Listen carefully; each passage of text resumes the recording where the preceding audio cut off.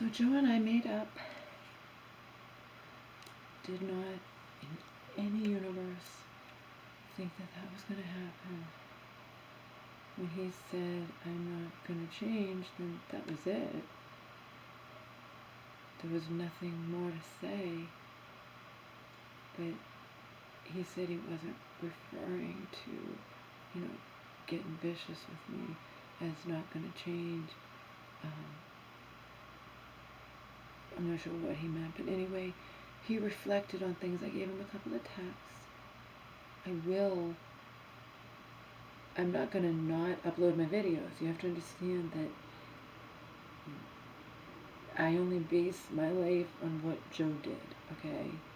And now, but I was never leaving for good or ending our friendship out of hatred for him, okay? I love him, but he would never listen. We talked for hours today because he made the first move. Instead of just trying to be nice, he said outside the door, what did he say? Oh, he said, I'm never going to tell you that you are not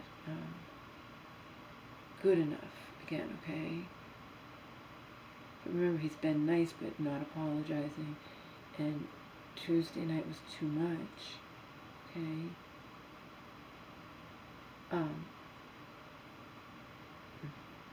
And it is abuse. And when he says, oh, well, you're abusive to me when you snap at me, whatnot, but that's not, I got him to understand that you can't fly into rages against me, period. He says he's not going to do it anymore. That's what he said. And I said, I thought, how can you, he says he won't do it anymore. And I believe him. Remember, like Selena wrote, this is a man who's been in your life for decades. And so I made more of a first move. He had read a couple of my texts, and then he said lies and more lies, okay? He was feeling like unappreciated by me. I was feeling like he didn't want me here. And he was feeling like so we were both feeling things in our heads. We both have, things like PTSD or whatnot and feelings of insecurity, and we were both feeling like, and it wasn't true. So I went downstairs and I said to him, I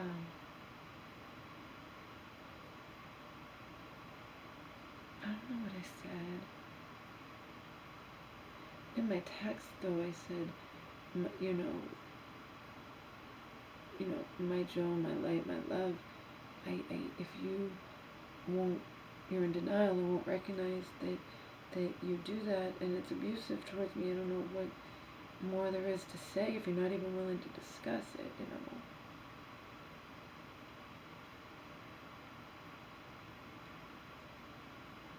Whatever I said to him,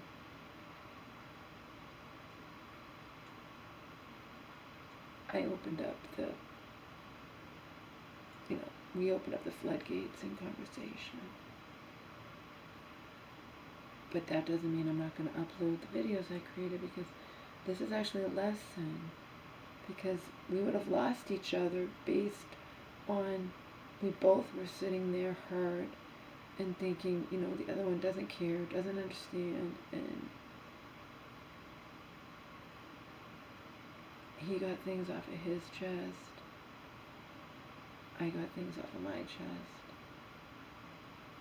And apparently he comes from a background too where it's no big deal to like scream, get in here, do something, whatever. But I come from an abusive background, he can't do that. He says he'll never do it again. So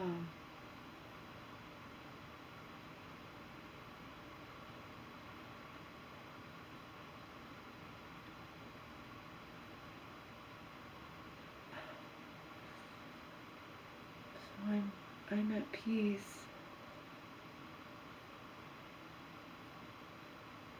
at some point I still might, go home.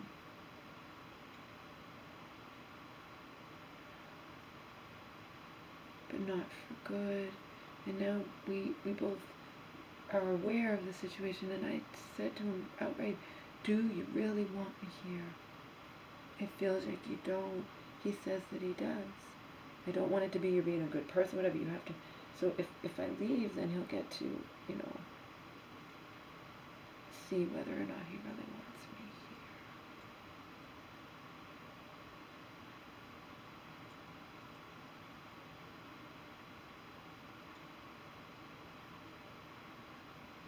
So I am not going to upload any of these other videos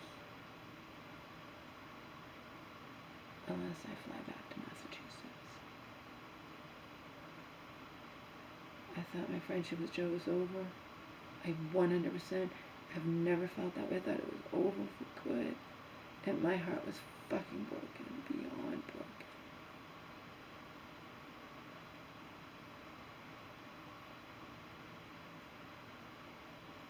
So I'm going to upload all the videos. But I won't take them off for private until I'm back in Massachusetts.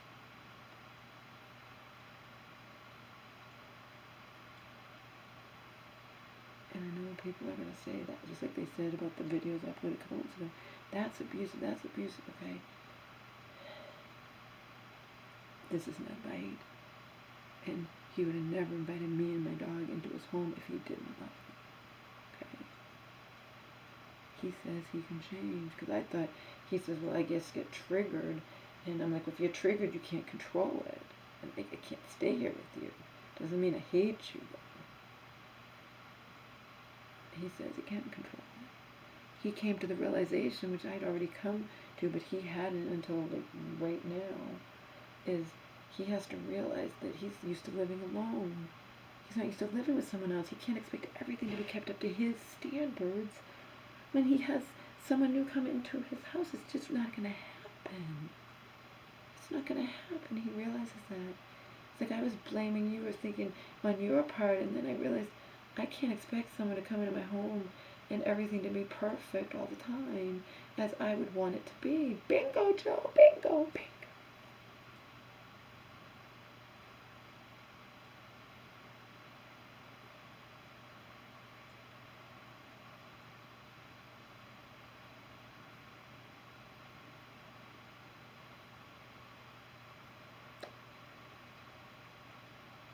But again, everything, when my videos are based on my life now, so whatever happens now is what I talk about.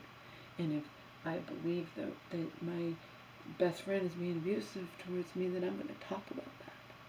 And then if I come into a new light, and so does he. I just thought when you say, I'm not going to change, it means you're not willing to even listen to the problems or whatever, but he said he didn't mean it that way. I'm not sure what he meant, but remember, he was making the first move by being nice. He said, I said, you've thrown me out so many times. That's so cruel. I said, Monday, I wouldn't have even, I still would have loved you and still would have, I mean, I always love him, but I still would have, wouldn't have. But Tuesday was the final straw, and I told him, what, Joe, you hurt me so badly, so badly. And he said, yeah, that's wrong. He said, you hurt me too. And he explained, if I snap at him or whatnot, that really hurts me, because he's doing everything for me. Like, for example, we went to the UPS store when I had to mail my mom her birthday thing, and he didn't let me off in the front, and I had a box, and it was raining, and I didn't understand why he couldn't just let me off in the front. And I thought he was just being an asshole, but he wasn't. He was afraid that his car would get hit or something. See how you can have misunderstandings that destroy friendships and relationships and whatnot. So to me, it's like, what the hell? You're parking way over there. It's raining. I have to carry this box. Why can't you just drop me off front? What's the big deal? But he had his reasons.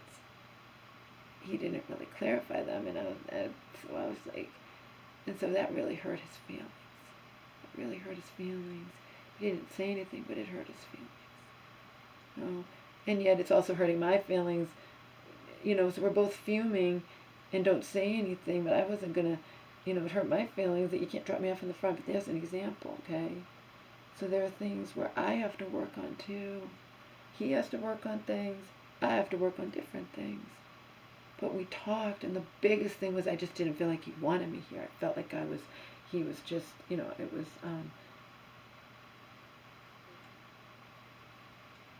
that he didn't really want me here. But I don't know.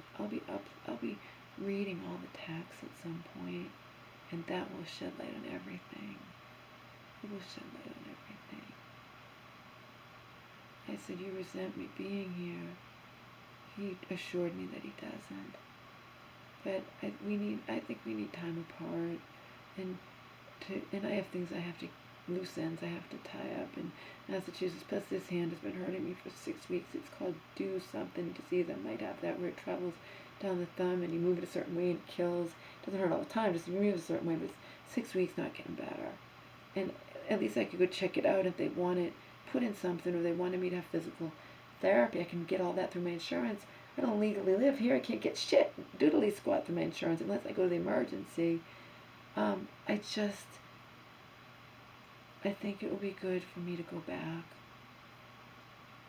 But I told you, now that we're friends again, I want to come back if that's what you really want. So I won't pack up the pod.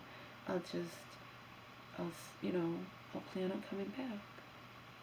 Unless the world stops me, and we'll just leave it at that. Hopefully not. So that's what's happening. I thought it was over. He hurt me so badly. I thought it was. I was like, I still love him, but I can't stay here if you say I'm not going to change, and I'm telling you can't be doing that to me. And then I give you text and you say lies and more lies. To me, lies and more lies. You're not going to listen to one thing I say. What is the point? But it opened up the floodgates because I said stuff to him, and then he said stuff back, and we talked about everything for hours.